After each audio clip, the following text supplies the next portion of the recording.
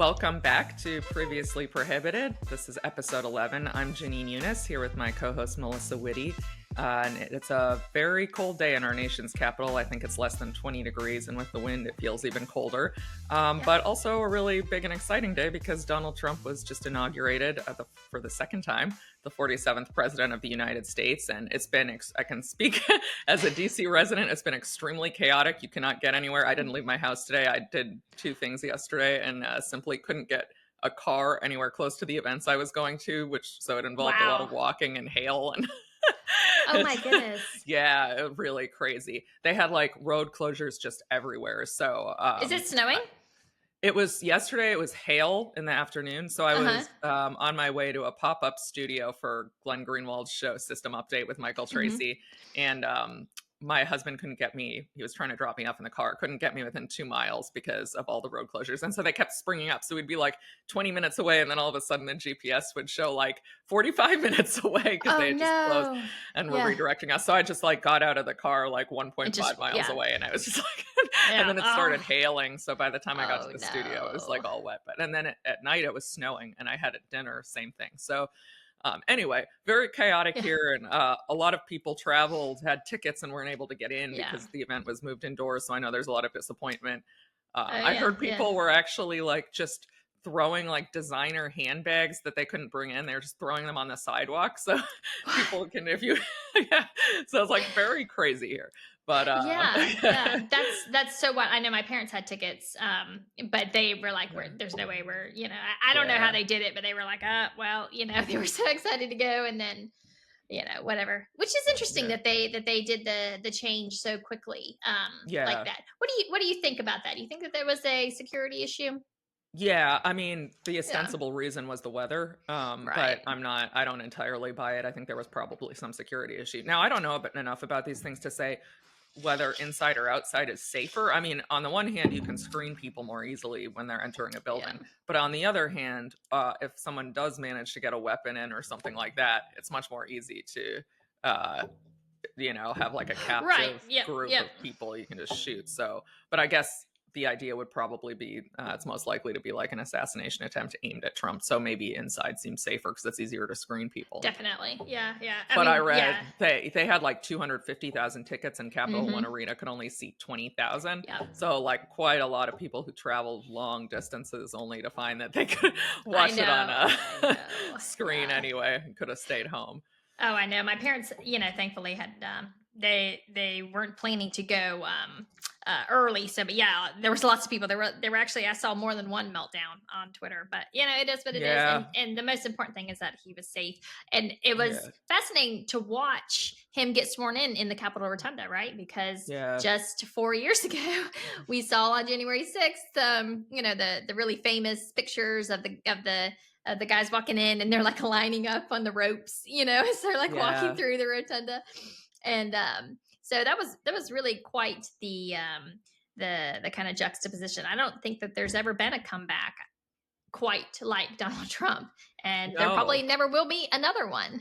No. And I mean, I am just really over the moon because he seems to have successfully brokered a ceasefire deal in Gaza, which is for both of us, I think we can say like one of our most important topics. The most, for me anyways.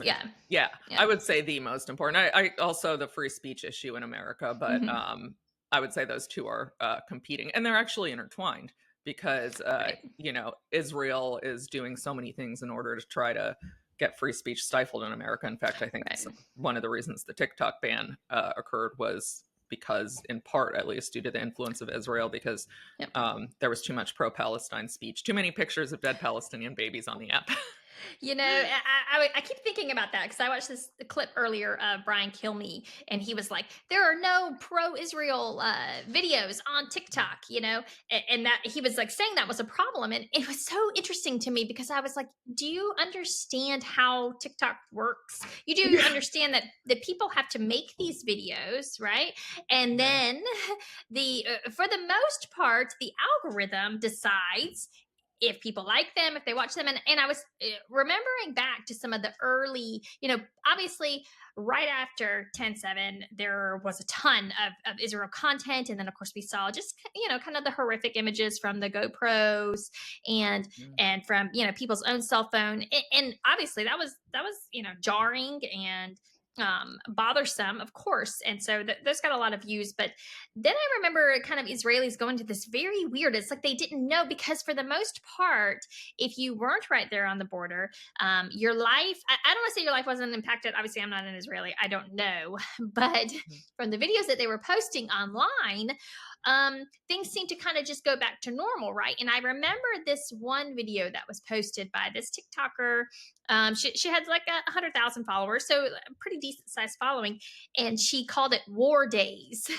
And it was like her in her penthouse, waking up, going to the gym, getting her latte, going to lunch, looking in the mirror a whole bunch, and it was like juxtapose that to images of babies, or Yeah. of people's homes getting blown up, Yeah. and number one, it's human nature. We do gravitate towards the more extreme, Yeah. and then it was just kind of like surreal. Like, what do you mean war days with your latte after your Pilates class? Like, this is It must have been outrageous. hard for her to hear the sirens, you know? Right, right. Well, there was another one. I distinctly remember another TikToker who has a big following, and she did this video. Anya posted it, and I remember this is then the first time as I ever like directly interacted with her, and this video was of this woman. She's talking about, I love to hear the sounds of the sirens, but I'm gonna have to go somewhere else because they're just keeping us up all night and day. But just knowing and hearing the IDF is just bombing the shit out of Hamas, and people were like freaking out on her, like they're dropping bombs on Yeah. people, like Yeah. what in the world, But so again, like that was the content that they were putting out, and it's like, I don't know. If I were you, I don't think it elicited a lot of sympathy from people. So maybe you ought to be glad that the content actually wasn't going more viral than what it Yeah. was. Yeah, that's a good point. Well, when one of the another reason I'm happy with President Trump is that he has taken advantage of a mechanism in the TikTok ban law that allows for the operations to continue for 90 days while a deal is being made. He actually filed an amicus brief with the Supreme Court, basically saying, "Can you not like just stay the whole thing? And then when I get into office, I'm going to find a way to negotiate a deal. I'm the deal maker." Yeah, yeah. There was a very unfortunate coincidence in that and I believe it's just a coincidence. I don't think there are any theories that I've heard of that are credible that this was in some way on purpose. That the 270 days to negotiate the divestment deal expired yesterday, the day before the inauguration. So it creates a little confusion because there's no clear springback provision. Like, so now that it expired, can he go back and say, okay, I'm now going to revive this and take advantage of the Hmm. 90 days? I think because it's only one day, no one's going to make a big deal about it. And in fact, that basically seems to be what's happening now. TikTok is Yeah. back. He said it will be back. And technically, there's supposed to be a divestment deal in progress. I don't think there really is one because I think ByteDance, which owns TikTok, was probably waiting to see how the Supreme Court case was going to go before they started to do something. But I don't think President Trump is going to be particularly bothered by the fact that maybe it's a little bit massaging the facts to say there's a deal in progress. But I think he probably can accomplish one in 90 days. Yeah, so Lindsey Graham gave a little bit of peek into this last night. I don't know if you saw. He tweeted about the golden share rule, which is basically a golden share is when a shareholder or shareholders, I guess they have like the ultimate trump card, right? Mm, And apparently, if you are a Chinese-owned company, there are some rules about if China owns, the state owns part of your company, that the state has to have, a golden share, which means at the end of the day, they are the final rule makers. And so he explained this last night, and I guess TikTok has that as well. He says that, but it turns out there's actually a lot of Chinese companies that have that. mm. As soon as I read his tweet, I went and looked up Alibaba to see, because I thought, of course, I mean, that's actually a bigger company than TikTok, Yeah. obviously. Um, And they do. Alibaba, the CCP owns a piece in, owns golden shares in Alibaba as well. And Lindsey Graham said that he was going to write and drop legislation today, perhaps tomorrow, that would ban those companies from operating in the US and from trading on the US stock market, Wow. um, which is pretty fascinating because, Yeah. so of course I start looking up like how. What do you mean? Like, what kind of pension funds are invested in something like Alibaba, right? Because it's a pretty Yeah. stable stock. And so, come to find out, this has actually been a problem for quite some time. Is that these lawmakers want to get harder on these Chinese companies, but there are a lot of state pension funds, in particular, that are heavily invested in Mhm. them, and it's kind of like, are you trying to sink these? I mean, these pension funds are already really fragile, so the idea that they're just going to come in and outlaw them the same way they kind of did Yeah. really recklessly, in my opinion, with TikTok, is really to the point where I'm like, what is your goal here? What Yeah. is this specific threat? I feel like the American people really need to be more informed about these decisions and why you're doing them. And we need specifics, not this vague, Right. you know. National security threat. Yeah, and I mean, I think one of the problems is that lawmakers are just they have so many bills to deal with that they often just can't familiarize themselves that much with the circumstances. So, one of the main justification for the bill, for people who don't know, is that China might be able to get access to the data users put into TikTok through Yeah. its relationship with ByteDance. There was actually no evidence, to my knowledge, that uh, the Chinese government was acquiring this information or that TikTok was giving it to the CCP or anything like that. It was purely speculative. There was some classified information that the government used in the case that only the government and the justices had access to, not the plaintiffs. And Justice Gorsuch was very troubled by that at argument. He said, you can't really, this is not fair litigation. We don't do this where one party has access to evidence that the other doesn't. Right. So, and the court did not consider that evidence. And actually, Gorsuch wrote a concurring opinion saying, I'm very pleased the court isn't considering this classified evidence because it's really not fair. This is not the way we do justice. Do the Right. justice system. So, in any event, to my knowledge, there was no credible evidence that this was actually a problem. And if Congress had really cared about that ostensible national security threat, they could have had a law saying that TikTok and other similar social media companies can't give data to China or other foreign adversaries or however exactly they wanted to frame it. But I don't think you needed to ban the app to get at the problem, which suggests to Right. me that this was more about trying to squelch certain voices and Right. perspectives from being heard in this country. And then when you combine that with the legislative record, where they were saying things like there's too much pro Palestine, too much Mhm. pro Russia speech on this app. Another thing is Americans might be manipulated by like Chinese propaganda or like, Right. and that's a problem. The Supreme Court actually didn't like it when the government brought up that justification because Mhm. Americans have a right to be exposed to foreign propaganda. That's actually part of the First Amendment. The case law is Right. fairly settled on that. We get to make up for we get to decide for ourselves what we believe. We don't need to have the government, Right.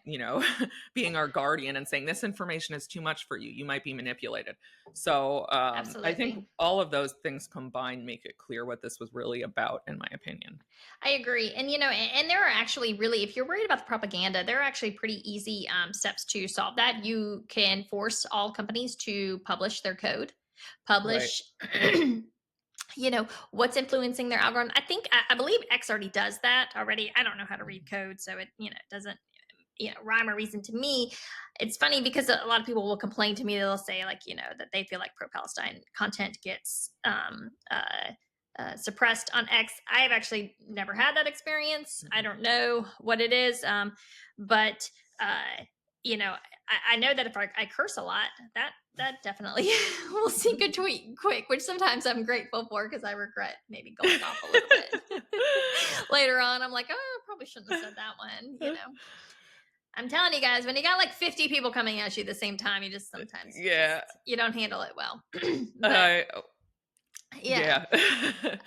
It is what it is. But yeah, so I think that there are easy steps, or easy fixes if they wanted to. But the thing is that they don't want to, right? They want to be able to Yeah. control it. They want to be able to call them up on the phone the same way that they did Mark Zuckerberg, the same way that they were doing Mhm. Jack Dorsey, and tell them, um, you know, uh, shut this down. You need to target these accounts, Yeah. and you need to do what we say. And TikTok apparently wasn't playing ball with that. They just said that Yeah. that's not our thing. And at the end of the day, they've just been scrambling for excuses ever since. And it was really disappointing to me that the Supreme Court was willing to go along with that, especially after they also went along with the state of emergency Yeah. suspensions as The well. one of the things about the court's decision, which I think is important, is they were very cautious and they sort of said we have to decide this in a hurry. They had less than a week to write the decision, which is very, that's very rushed for a Supreme Court decision. We don't have the amount of time that we would like to contemplate this because they had to come up with something before this 270 day ban took place. Yeah. So they sort of said this decision shouldn't be used beyond really what it was. They were trying to Um, limit basically its precedential effects with understanding that and we didn't really have time to fully consider this. And I think Congress didn't really, a lot of members of Congress, I think, didn't have time to fully look into it. So we're like kind of hoodwinked as to what was really going on. And some of them have voiced some regret about their votes. So Yeah, just, which again goes back to, okay, well, why? Why would you be so rushed? Of course, we know why, because they attached it to the war funding bill for Ukraine and Israel, yep. because they knew that that's how they could get the votes. But I don't really accept that excuse. Maybe from the Supreme Court, that definitely not from Congress. You actually have a duty to take the time, and if you don't understand the Yeah. full ramifications of the bill, you have a duty to vote against it. Period. End of Yeah. story.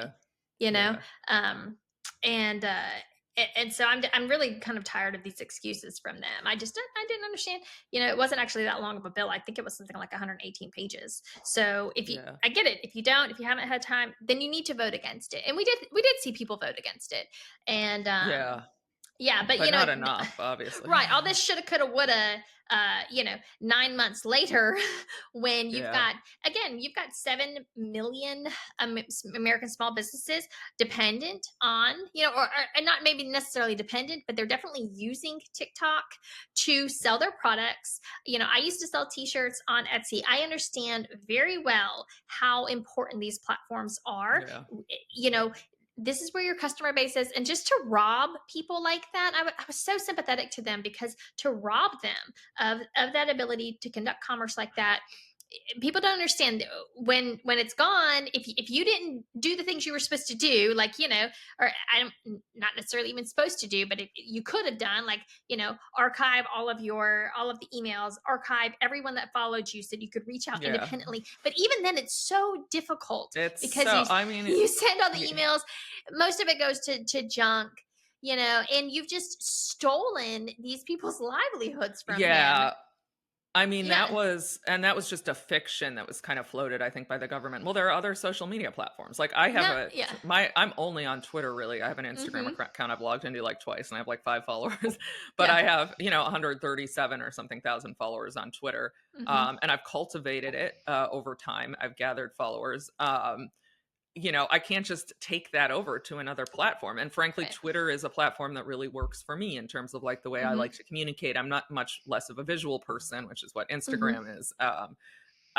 So just saying you can just go to another platform is absurd. That's Yep. really not the Yeah. reality of the It situation. is ridiculous. I mean, there are some that can do cross, platform. Uh, Yeah. big producers, big content producers, who do it successfully. Even, somebody like Ian Carroll, who does a fantastic Yeah. job of, he does Instagram, Twitter, and TikTok. Yeah. Um, and but that's kind of rare. I think. Yeah. And then you got people like Candace Owens, who has a little bit of a production team behind her that helps as Mhm. well, Yeah. obviously. Yeah. And they're very successful. But most people have their platform, and then maybe they'll have a little bit of following on another one. But Yeah. so yeah, so just the fact that just didn't seem to be any consideration, that nobody seemed to care about that whatsoever, it still just really kind of sticks in my craw, as they Yeah. say. Well, and I'm curious to see who ends up buying it. So I do. I have a feeling Trump will be able to negotiate a deal. He probably has some if I were to guess, he probably has some there's some conversations going on behind closed doors Mhm. already. And I think it'll be interesting and important who it gets sold to because the algorithm is very important, and that's Yeah, sort of almost what the social media platform is. And it will right. almost undoubtedly change if it's divested from ByteDance, but Yeah. how it changes is very important. So we'll see. So We'll keep our eye on it. it's fascinating because I don't even know, something that never really gets talked about, and even by the regardless of where you fall on the Israel thing, is that one of the biggest investors in TikTok is Jeff Yass, who is a big time Zionist. He's Jewish, he's a dual Mhm, citizen of Israel, and he has long been mhm, so I remember being like really surprised by this because Jeff Yass is a massive donor to the Republican Party, and the fact that they mhm. pushed it, and perhaps maybe he's pulling some strings behind but he was like a very Yeah, early investor in TikTok. And so yeah, he stands to lose a ton of money if it yeah. goes under, Interesting. yeah. Well, he may And, not. I mean, first of all, he may not have realized it would be a hotbed of pro-Palestine speech when he first invested, or maybe he didn't. Maybe it doesn't matter. Maybe he just wants to make money, which is fine. Lots of people do, and he's willing to. Right. I But, mean, like I said, he but was a very yeah, early investor, I think back in like 2017 or whatnot. And yeah, so, but he's been really quiet behind the scenes. He was yeah, trying to get it not passed though. He yeah. lobbied against it. And it was just, it was interesting. So, and then he kind of like backed off. I remember watching his donations and his super PAC and Mhm. whatnot. And, it kind of, so I'm sure he's going to be playing a part. Something I think was so funny was when TikTok came back up yesterday.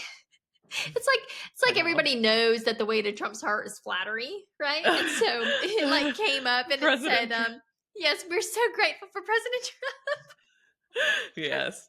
Um, Trump." So speaking of President Trump, let's go back to the inauguration a little bit. There Mhm, were a few things that struck me, and I'll say one of the things I was pissed off about was I'm not a religious person. I don't care if they're sort of religious performances. I did not like that there was a couple of Christian pastors, rabbi, and then no imam. mhm. I certainly think if you're going to have a rabbi, you need to have an imam. Like, Right? Yeah. there are a lot more Christians in the country, so I would be okay with if it was just Christian pastors because that's the Hmm. majority religion. I do think if we're going to have religious leaders, it's better to have a few other religions represented, major religions. But why was there no imam? Right. Well, we saw so Trump had invited an imam. He was from, I don't have the name right here, but he was out of Dearborn, and he was kind of like a leader at the Dearborn Muslim Center, I believe it is. Don't Mm, don't get mad at me. I don't quite know. I know it was a community center for Muslims in Dearborn. It's kind of a rallying place. I know it's a place that he actually met with these leaders there. Trump did, to get their support, and so he had this imam who I was reading about him today. He's kind of an interesting dude. He's from Iraq. He actually supported the Iraq War, which I thought was mm. extremely surprising. I don't know, it was a There little are a weird to me. few, yeah, there are a Right. few. And, I know that, people, I'm sure he had his issues with Saddam and whatnot, and I don't even want to go into that. Anyways, he ends up coming out kind of anti war, ends up, changing his mind. But at some point in 2007, from what I can tell, there was like this kind of offhand, question asked of him whether or not he would classify Hezbollah as a terrorist group, and he declined to do that. I don't know. I'm like, okay, whatever. I mean, Yeah, if whatever. somebody It was asked me also that, it was 17 years ago. right, I would say, Also, well, the U.S. government classifies it as a terrorist group, y- so there you go. yeah, exactly. I know. I mean, that's what it is. But a lot of times people don't understand. And I'm sure for him it was maybe a little bit more complicated and whatnot. Especially because something to think about is that with Hezbollah, it's not just a quote unquote terrorist group. No. Hezbollah is, of course, is an actual political entity in Lebanon. They hold seats in the parliament in Lebanon. They are community leaders. It's not just the militants, right? And so, Yeah. but of course that gets all washed away. So maybe he just didn't want to paint with a broad brush.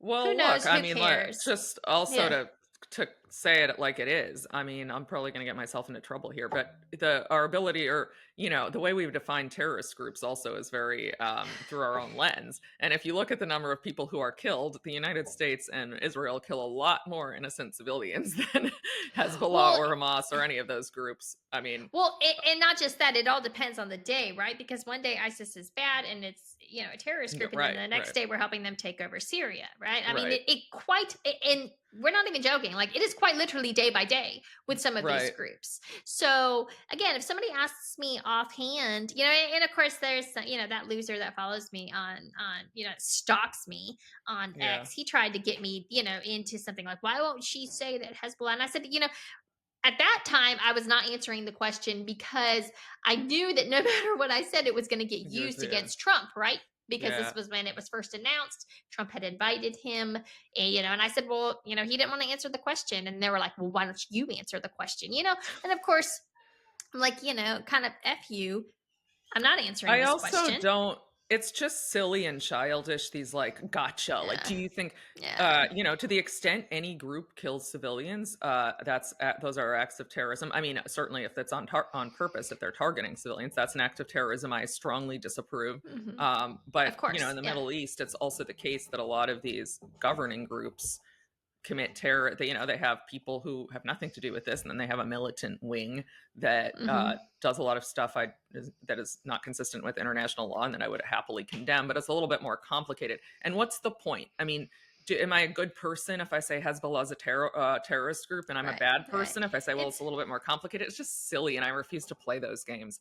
Right. Yeah, and that was pretty much my answer was I'm not going to dance the jig you tell me to dance, Yeah. which is exactly what they want you to do. And it's a way to kind of commandeer the dialogue, especially if it gets out of Yes. control. They can retake the control of the situation and then guide it Yes. however they want to. And Yes. so I refuse to play these games because it is an irrelevant question. Number one, Yes. always I'm an isolationist and I don't actually care if they are a terrorist group or not. If it were up to me, we would shut it all down. All right. And I'm not even kidding you. We would be like the cat ladies, the hoarders. We would not interact with anyone for like 30 years until we got everything straightened around in this country. Okay. I feel like we just have to work on ourselves and let the rest of the world be. Um, and so anyways, so what happened was, of course, as soon as this imam gets announced that he's going to be the one giving the a benediction, the Zionists freak out. Interestingly enough, to me, was that his support for the Iraq war was not controversial Right. at all. Right. But him just refusing to answer an Yeah. off the cuff question, like again, 17 years ago, was apparently a bridge too far, which is again crazy to me. But Why didn't they find someone else? I don't. Sorry. So it went Okay. all the way up till, so what I was reading just yesterday, they had him scheduled, right?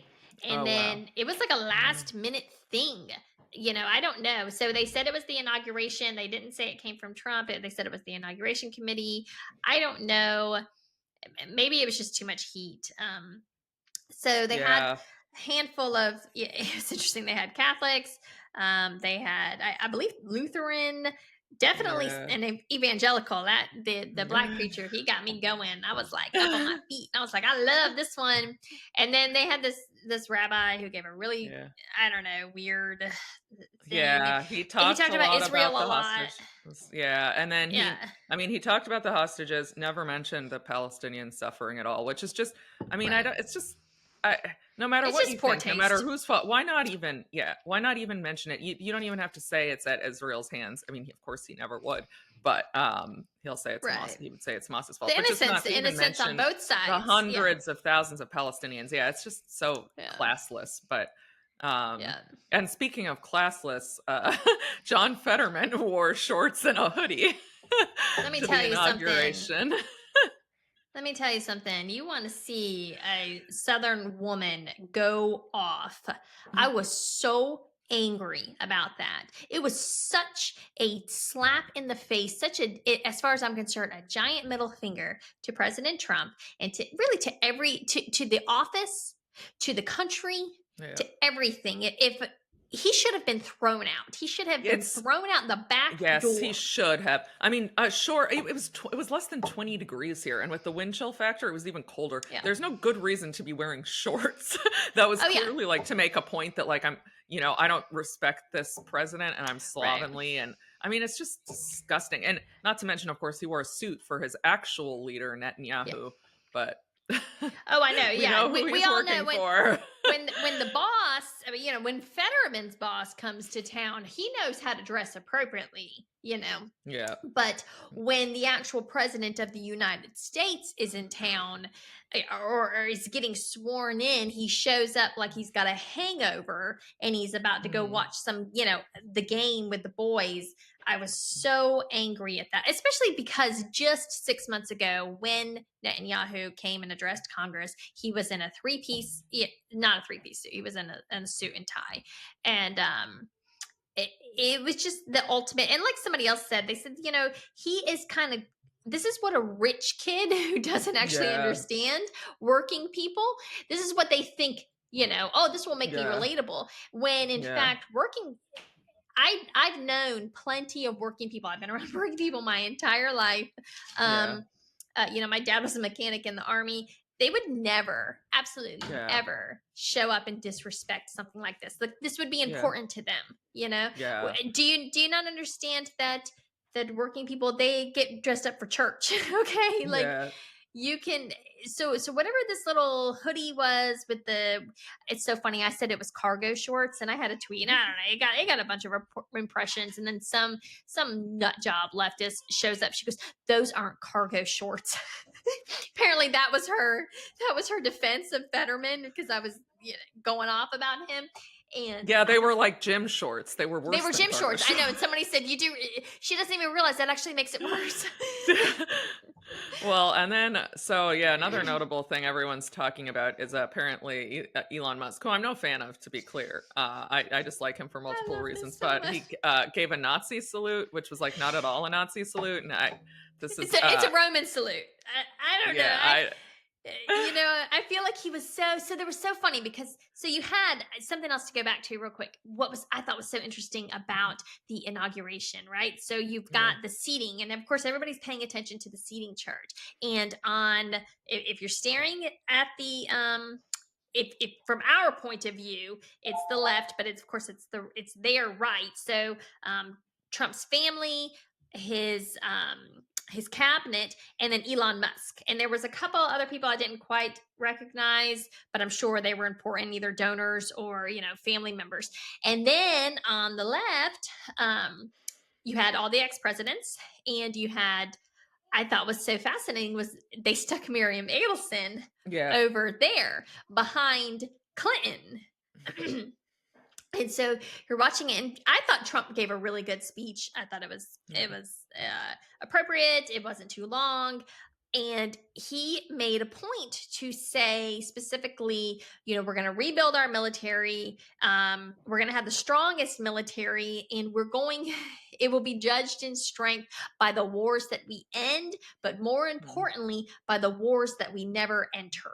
Ooh, Which was I a missed fun. that. Yeah. Oh, phenomenal line. Oh, That's I wasn't. yeah. Yeah, I was watching Yeah, it with you and my I were 1 year texting, and I old. had to Yes. I was rewinding. I had to rewind it. So you're texting Oh, me like a minute out, because I had to rewind. I was like, did I hear that right? oh shoot. And so that's why I was behind everybody. But what was so fascinating was everybody starts, so he pauses for that, right? And it gets applause, and then people start standing, right? And he actually got a standing ovation for that one. And then you pan over to that left side, and all of the old presidents, all of the warmongering Mm, war pig presidents, are still sitting down, and Mary yeah. Adelson is sitting down. Oh, that's a good point. I didn't know. you Yeah, know yeah, and yeah, so it was quite the line. yeah. But and I don't actually think Trump does any of this stuff on accident. I actually do No, think that he's really deliberate in most of the things. Every now and then he'll speak off the cuff and maybe kind of put his foot in his mouth, but for the yeah, most part, and of course this is a prepared speech, he knows exactly what he's saying. And I thought that was quite telling, both in the seating chart and in the speech. And of course, you should have seen George W. Bush. I mean, he was just sitting there, just.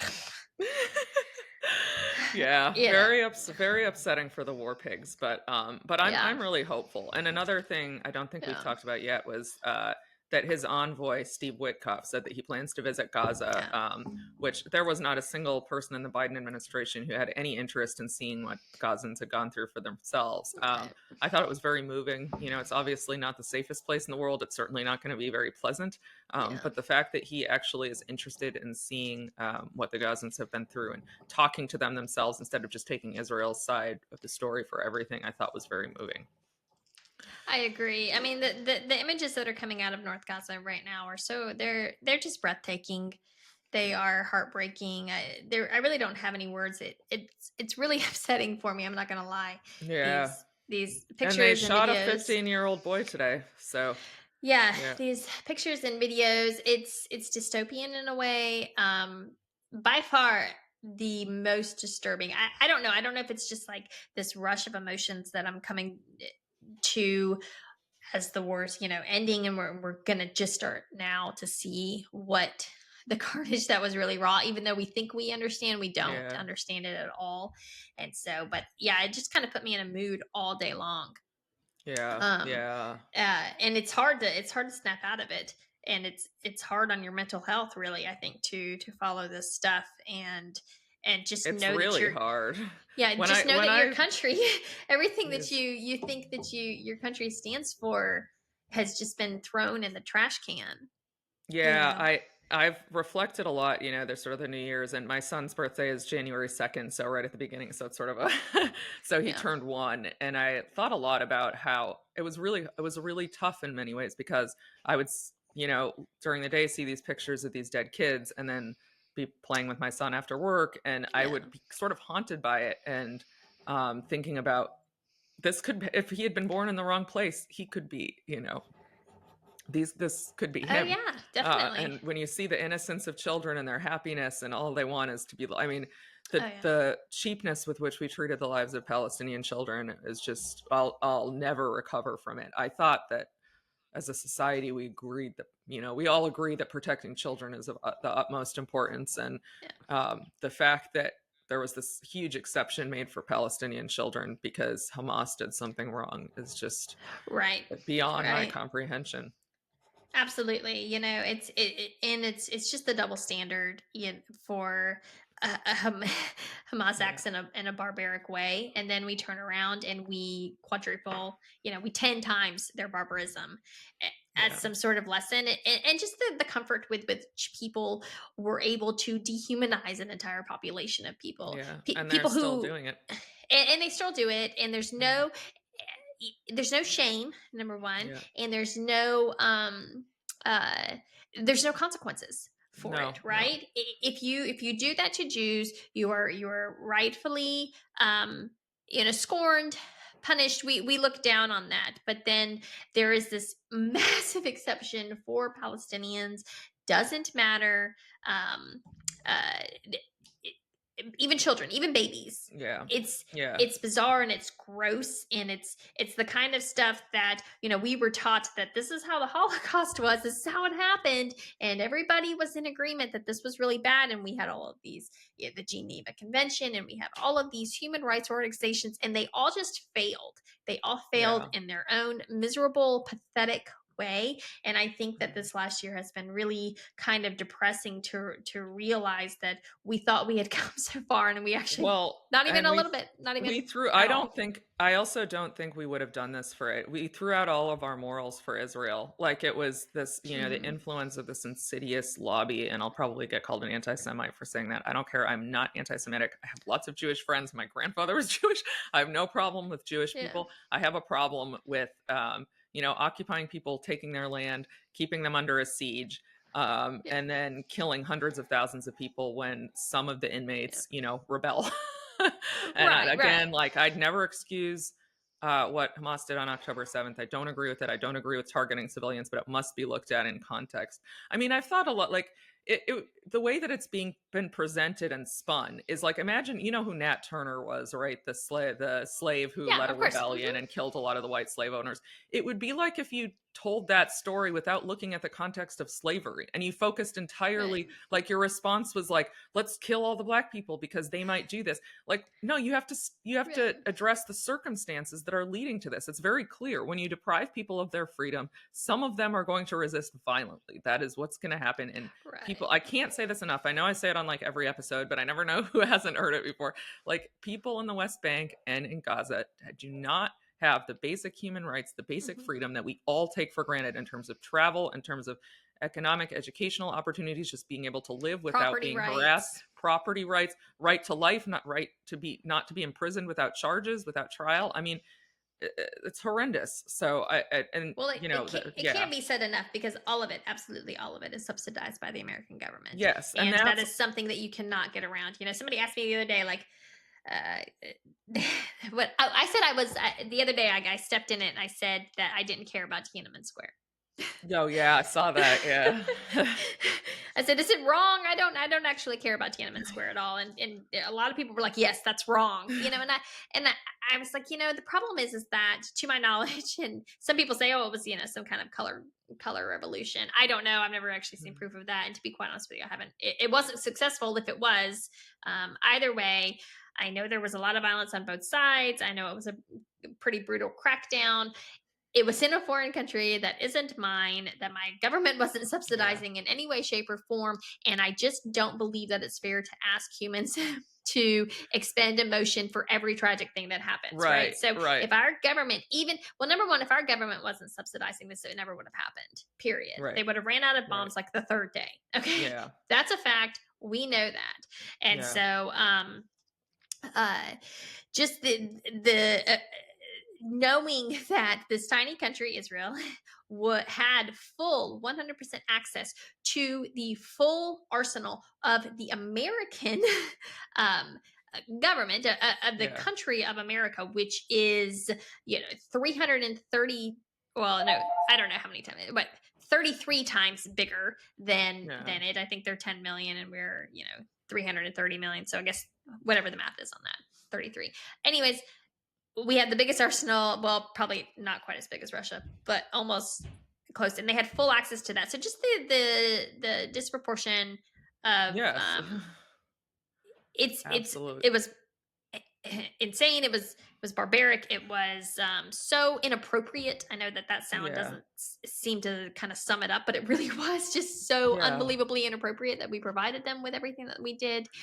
And yeah, so yeah, I do care. But if my country wasn't yeah, doing this, and subsidizing it and helping to facilitate it, would I care? I would think it was sad. I would, of course, wish yeah. the best for them. I would do what I could as an individual citizen, but I wouldn't advocate the way that I do, probably because No, you have to focus it's on your own.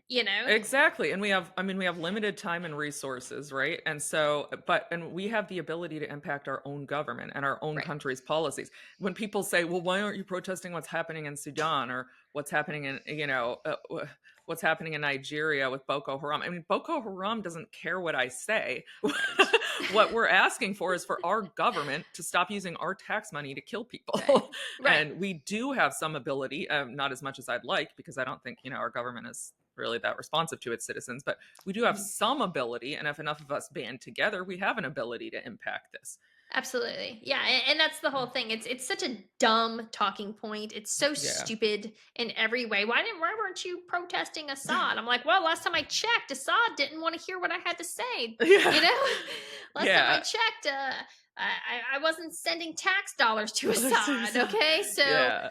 what do you It's want just from me? it's You just might, totally inapplicable. It's silly, but they have yeah, all these talking points that work on sort of uninformed people who've never thought through this, right, which is not to insult people. You've looked into this more than most Americans. I grew up with it since my dad's Palestinian. So, right. we know, like, well, I've heard all the talking points and they sound stupid to me, but I can understand that if you haven't, you're hearing these things for the first time. Lots of people I don't think knew what Gaza was before October 7th. So Right. these Yeah. arguments were new to them. Yeah. You could be like, oh, maybe it is anti-Semitic to criticize Israel. It is, but I can tell you right now, I'm telling you, it's so funny. Ever since they hid the likes Y'all would be Yeah. shocked if you Oh, saw the I people know. liking Oh, my I know. tweets. I love it. Uh, I'll never betray them. I promise you. I will never, ever, ever. But every now and then I'll go and I'll look and I'll see somebody liked this and I'm like, well, boy, she looks corn fed. yeah, and the people also who just talk to me behind the scenes and say, "I'm totally hmm with you, but I can't say it publicly." yeah. And I get But it. I mean, I do, especially if you're not comfortable. Americans have been subjected to the most intense propaganda probably ever known to man as far as yeah, this conflict goes. It is incredible um, how much of it has broken in the last year and 15 months. Of course, I wish it had broke sooner. I'll never forgive them for what they've done. I'll never forgive Joe Biden. I was no.